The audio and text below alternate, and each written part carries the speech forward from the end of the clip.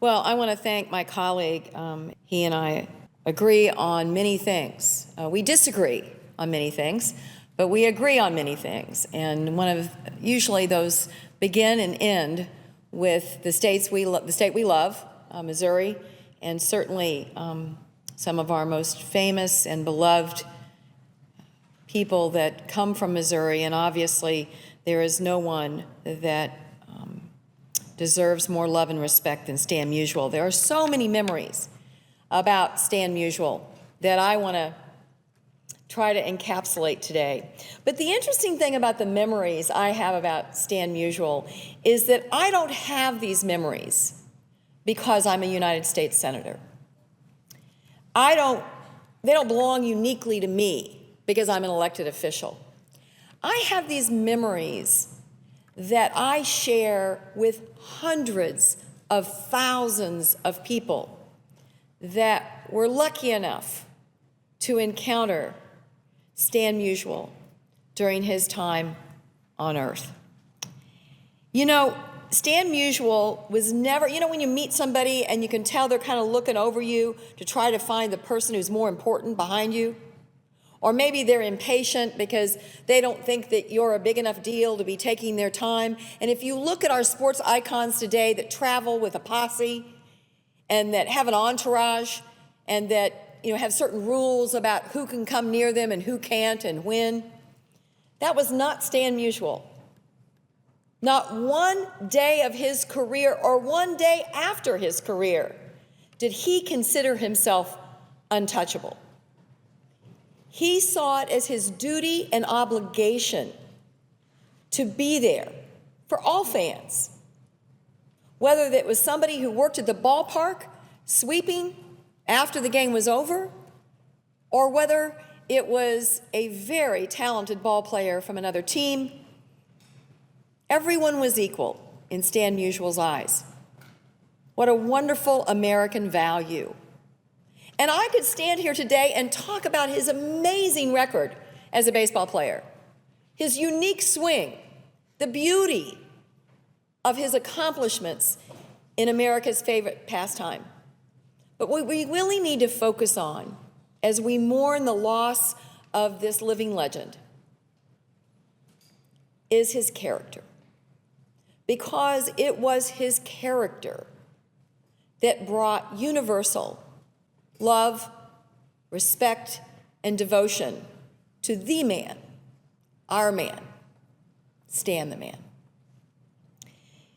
I know that Senator Blunt talked about this story, but I want to elaborate on this story a little bit. It's 1952.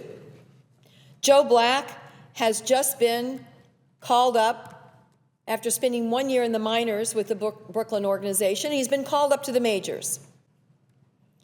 He is facing Stan Musial. Now, keep in mind, this is an accomplished baseball player who had won 2 championships in the Negro Baseball Leagues. And it had only been a few years since Jackie Robinson had, in fact, broken the barrier, the color barrier for Major League Baseball. He is facing Stan Musial, who already was the most feared hitter in baseball. He's standing there as a black man on the mound in this baseball game, and out of the Cardinal dugout come jeers and taunts. In fact, one of the things that was said was, "Hey, Stan, you're not going to have any trouble hitting the ball against that dark background." Stan Musial, when the game was over, he decided not to stay in the Cardinal dugout. And Joe Black told the story that as he sat in the dugout, he felt a hand on his shoulder. And he looked up, and here was Stan Musial in the opposing dugout saying to Joe Black, "You're going to be a great pitcher." Now, that encapsulates the character of Stan Musial. Chuck Connors, the rifleman, used to tell the story. He was a struggling hitter and for the Chicago Cubs. And I may need to explain to you, Madam President, but I certainly don't need to explain anybody in Cardinal Nation, that the Chicago Cubs are an opponent. We don't like the Chicago Cubs in Cardinal Nation. So he asked a teammate, Chuck Connors, what he should do about his swing. He was struggling with being able to hit in the majors, and they all told him the same thing. The only guy who can help you is Stan Musial.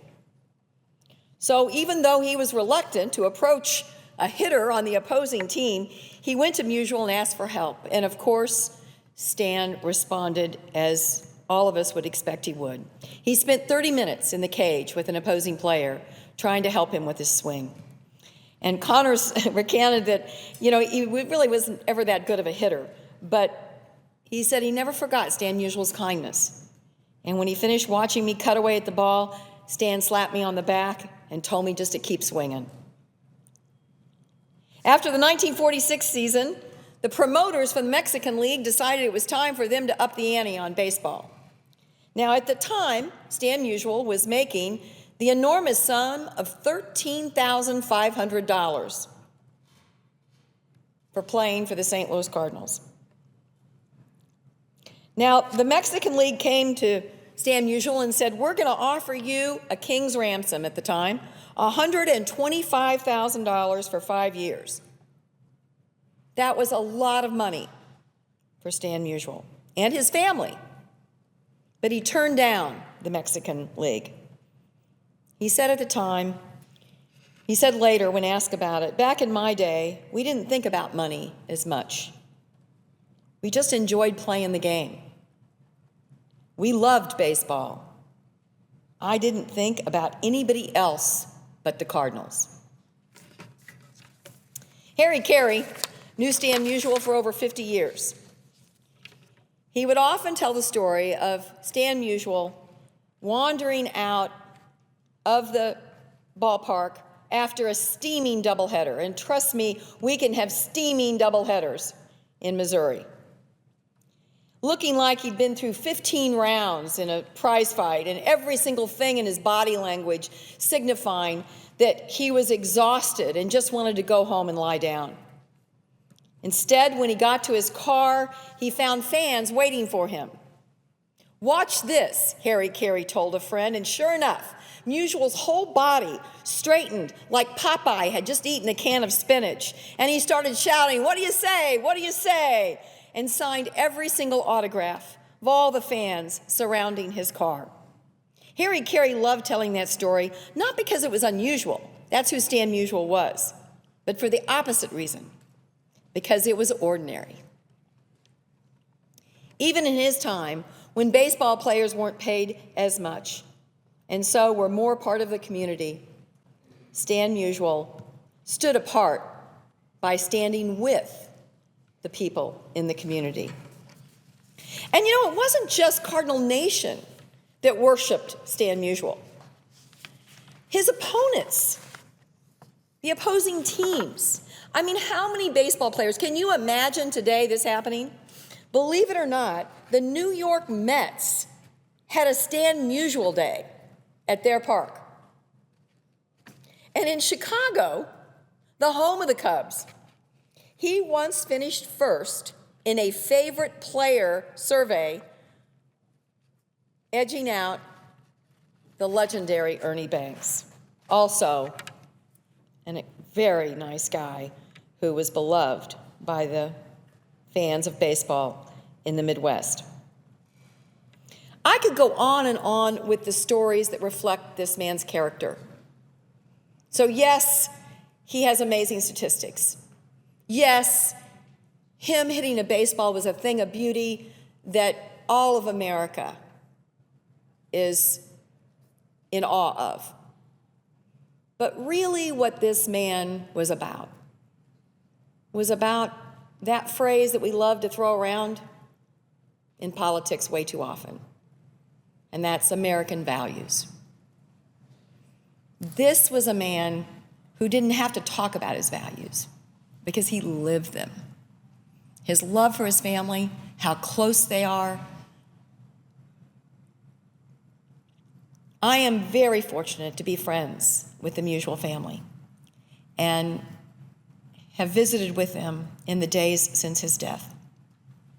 They got messages from every star in the constellation of American baseball. But one stood out, and I would close with this.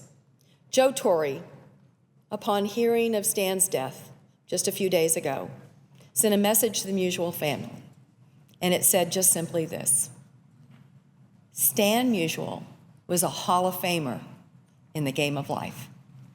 We will miss you, Stan Musial.